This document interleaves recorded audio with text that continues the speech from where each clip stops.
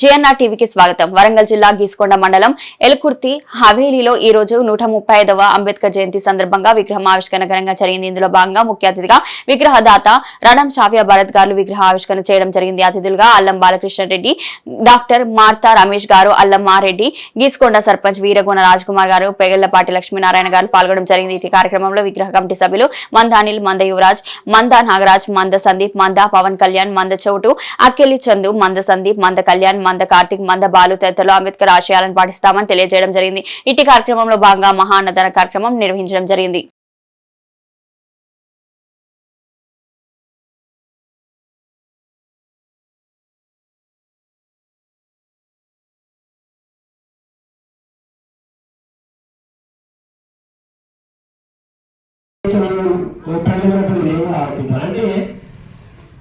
అంటే ఒక శతాబ్దం దాటి 20వ శతాబ్దికి పోతున్నాం మనం. అంటే అంత టైం తీసుకున్నాం.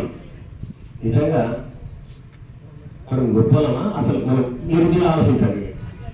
ఆ మహనీయునికి ఎక్కడో 7 సంవత్సరాల పైబడినటువంటి మన బయలు ప్రతి ఒక్క రాజ్యాంగ నిర్మాతలు మొత్తం సప్త సముద్రాలతో ఆయన క్రియలు మొక్కి ఎంత గొప్పగా రాసింది మీ రాజ్యాంగాన్ని మొక్కుతుంటే, మా ఊరికి మా అంబేద్కర్ తీసుకొచ్చారు పుట్టినరోజు 135 సంవత్సరాలు పట్టింది. అయినా ఒప్పుకున్నాం లేదు. ఇప్పటికైనా మనం లేచి ఇప్పటికైనా లేచి ఆయన సూర్యుడు రామభక్తు తర్వాత మా రాజధాని సాయంత్రం కింద మొత్తం అయితే మా అంబేద్కర్ తెచ్చి అడగట్టి అవునా కదా చెప్పండి మీరు. ఇకపోతే మీరు అందరూ మా సోదరులు మాట్లాడుతున్నారు, చాలా మంది చెప్పారు. ఆయన అన్నయ్య వారు అస్సలు కూడా చెప్పాలంటే 1200 మంది ఒక యువకులు మన తెలంగాణ బిడ్డలు రోగం వచ్చి చచ్చిపోయి, నొప్పి వచ్చి చచ్చిపోయి వాళ్ళు బలిదానం త్యాగం చేశారు. ఎందుకోసం చేశారు? తెలంగాణ కోసం త్యాగం చేశారు. మరి ఆ మహనీయుడు ముందు చూపుతోని ఆర్టికల్ 3 గనక పొందుపరచకపోతే ఈ రాష్ట్ర ప్రజలు 12 లక్షల మంది ప్రాణత్యాగం చేసినా ఎవ్వరు తెలంగాణ రాష్ట్రం ఇవ్వకపోతుండే, ఆ రాష్ట్రం మనకు రాకపోతుండే.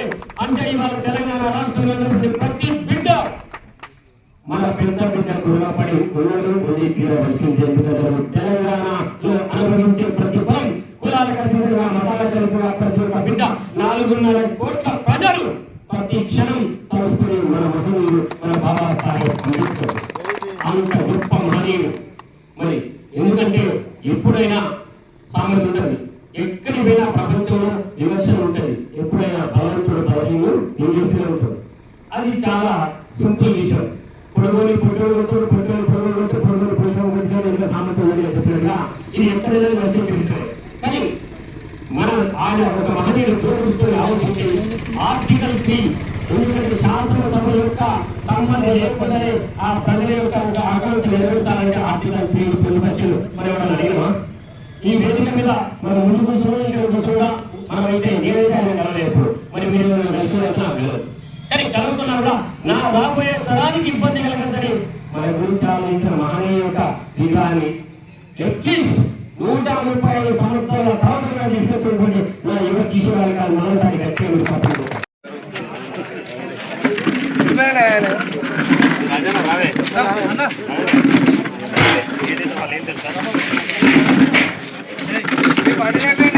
అన్న బయటికి వెళ్ళి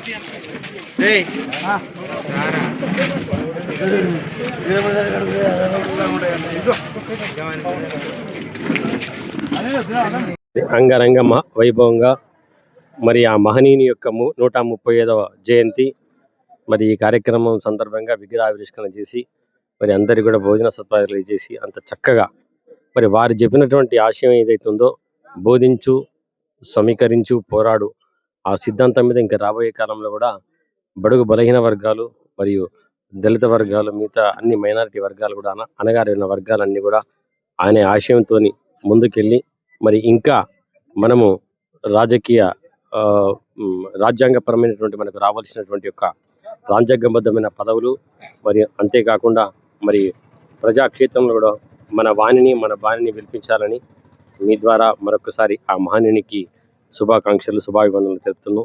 జై భీమ్, జై అంబేద్కర్. Thank you.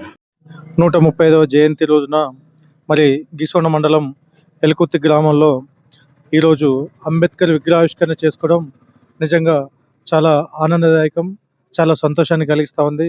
మరి రాజ్యాంగ నిర్మాత, భారతరత్న, భారతదేశం మొట్టమొదటి న్యాయమంత్రి అయినటువంటి డాక్టర్ అంబేద్కర్ గారి 135వ జయంతి శుభాకాంక్షలు తెలియజేసుకుంటూ ఈరోజు మరి వారి ఆశయాలు ఏవైతే ఉన్నాయో, వారి ఆకాంక్షలు ఏవైతే ఉన్నాయో, మరి అభివృద్ధి సంక్షేమ పథకాలు కానీ మిగతా ప్రతి ఫలం కూడా కింది స్థాయి వరకు అట్టడుగులో ఉన్నటువంటి పేద వర్గానికి, బడుగు బలహీన వర్గాలకు అందజేయాలనే ఉద్దేశంతో, అన్ని వర్గాలకు న్యాయం చేయాలనే ఉద్దేశంతో మన రాజ్యాంగాన్ని రూపొందించినటువంటి ముఖ్యమైనటువంటి వ్యక్తి మరి మన అంబేద్కర్ గారు. వారి యొక్క ఆశయాలకు అనుగుణంగా, వారి యొక్క ఆలోచనలకు అనుగుణంగా మేమందరం కూడా తప్పకుండా పనిచేస్తామని చెప్పేసి తెలియజేసుకుంటూ ఈ రోజున వారి జయంతి రోజున విగ్రహావిష్కరణ చేసుకోవడం చాలా సంతోషాన్ని కలిగిస్తా ఉంది. Thank you.